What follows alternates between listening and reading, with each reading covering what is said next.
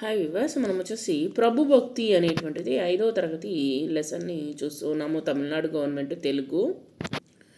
ఇక్కడ ఏదో నాటకం అనేటువంటిది వేస్తూ ఉన్నారు. పిల్లలు వచ్చేసి నాటకం వేస్తూ ఉన్నారు. పిల్లలు పెద్దవాళ్ళు నాటకం అనేటువంటిది వేస్తూ ఉన్నారు. ఏంటనేది మనము చూద్దాము.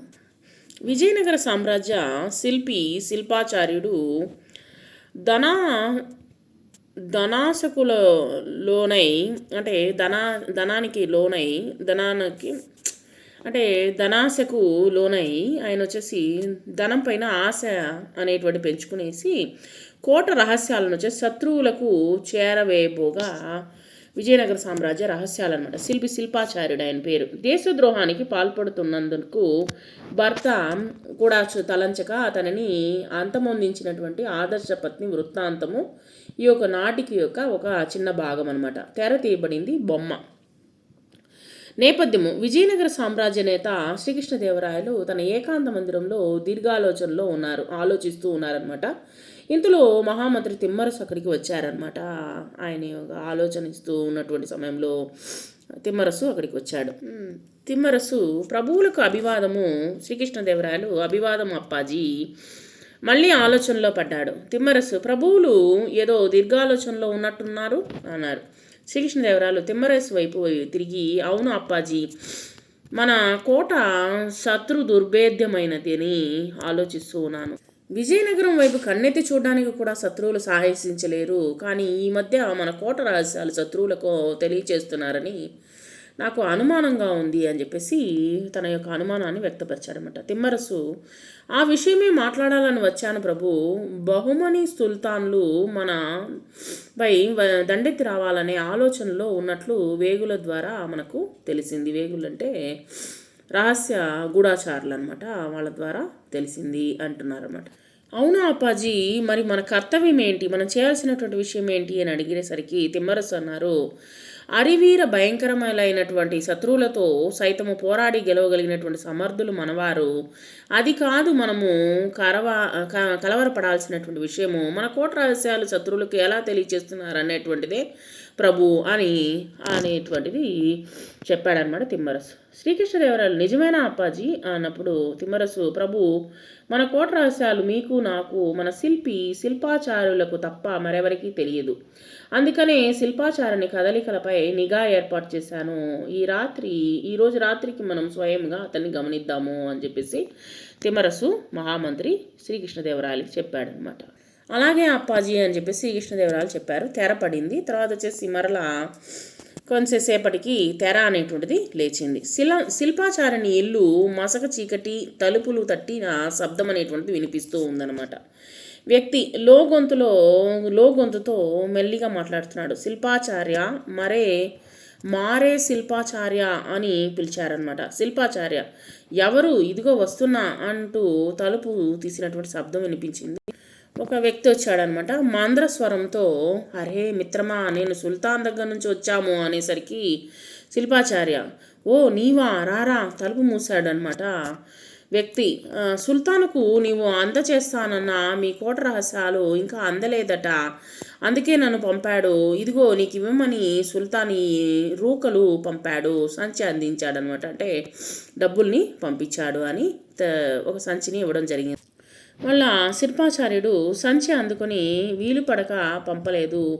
ఈరోజు రాసి రేపు ఎలాగైనా సరే పంపుతాను, ఎవరి కంట పడకుండా వెళ్ళిపో పో అంటూ చెప్పాడనమాట. అతడు వెళ్ళిపోయాడు. తలుపు మూసి మూట తీసేసరికి శిల్పాచార్యుడు, చిన్న దీపం వెలిగించు, కానీ ఏవో పత్రాలు రాసి ఒక పెట్టెలో దాస్తున్నాడు. ఇంతలో కీర్తిమతి, అతని భార్య అనేటువంటిది వచ్చిందనమాట. కీర్తిమతి, నాదా, ఏమిటండి ఆ పత్రాలు అంత భద్రంగా దాస్తున్నారు అని అడిగిందనమాట. ఇప్పుడు శిల్పాచార్యుడు తడబడుతూ, అవా ఏమీ లేవు, అది సరిగ్గానే చాలా పొద్దుపోయింది, నువ్వు వెళ్ళి పడుకో, వెళ్ళు ఆమెను బలవంతంగా పంపించాడు. తాను మంచంపై నడుమాల్చాడు. తెర పడిందనమాట. మరలా తర్వాత వచ్చేసి తెర దించి ఉంది. తెర ముందు నుంచి మారువేషాల్లో ఉన్నటువంటి రాయలు తిమ్మరసు మెల్లగా మాట్లాడుకుంటూ పోతున్నారు. తిమ్మరసు వచ్చేసి, ప్రభు, అదిగో మన శిల్పాచారిని ఇల్లు, వెళ్ళి గమనిద్దారండి అనేసరికి శ్రీకృష్ణదేవరాయలు, పదండి అప్పాజీ, ఇద్దరు నిష్క్రమించారు. అక్కడి నుంచి వెళ్ళారనమాట. మరలా తెరలు అనేటువంటిది లేచింది. సో ఈ విధంగా వచ్చేసి ఈ యొక్క నాటకం అనేటువంటిది వేస్తూ ఉన్నట్టున్నారు. శిల్పాచార్యుని ఇల్లు ఒక పక్క మంచంపై శిల్పాచార్యుడు గాఢ నిద్రలో ఉన్నాడు. తిమ్మరసు రాయలు ఒక మూలం తెరలో నుంచి తొంగి చూస్తున్నారు. మరొక పక్క పడుకొని ఉన్నటువంటి కీర్తిమతి లేచి పక్కనే ఉన్నటువంటి కొడుకును మెల్లగా నిద్రలేప సాగిందనమాట. కీర్తిమతి మెల్లగా నాయన ఒరే రంగాచార్య లేవురా లే నాయన అంటూ లేవరా అని లేపిందనమాట. కొడుకు ఏమిటమ్మా అన్నాడు. అప్పుడు కీర్తిమతి అరవకురా లే ఆవలిస్తూ లేచి కూర్చున్నాడు. చప్పుడు కాకుండా మళ్ళీ వెళ్ళి మీ నాన్న శిల్పాచార్య మంచంపై పొరలాడుతాడు. మీ నాన్న మంచం దగ్గరలో ఉన్నటువంటి పెట్టెలోని పత్రాలు తీసుకురా వెళ్ళు అని పిలిచిందనమాట. చెప్పేసరికి కొడుకు ఇంత రాత్రిలో ఏంటమ్మా ఇది, నాకు నిద్ర వస్తుంది, రేపు పొద్దున్నే తెస్తాలే అన్నాడు అనమాట. అప్పుడు కీర్తిమతి లేదు నాయన లేదు, రేపన్నది రూపు లేదు, ఇప్పుడే ఈ పని జరగాలి, వెళ్ళి పెట్టెలోని పత్రాలు తీసురా అని బుజ్జగించిందనమాట. కొడుకు అలాగేనమ్మా అంటే వెళ్ళి మెల్లగా పెట్టె తెరిచి అందులో ఉన్నటువంటి పత్రాలను తెచ్చి అమ్మకు ఇచ్చాడనమాట. మూలనున్న దీపం వెలుతురులో వాటిని విప్పి చదివింది కీర్తిమతి. మహారాజు శ్రీ బీజాపూర్ సుల్తాను ఆదిల్షా గారికి తమ విధేయ శిల్పాచార్యుడు నమస్కారాలు. మీరు పంపినటువంటి ధనం అందింది. మీరు అడిగినటువంటి విజయనగర కోట రహస్యాలు ఈ పత్రంలో రాశాను, చిత్తగించగలరు అని సెలవు అని రాసుందనమాట.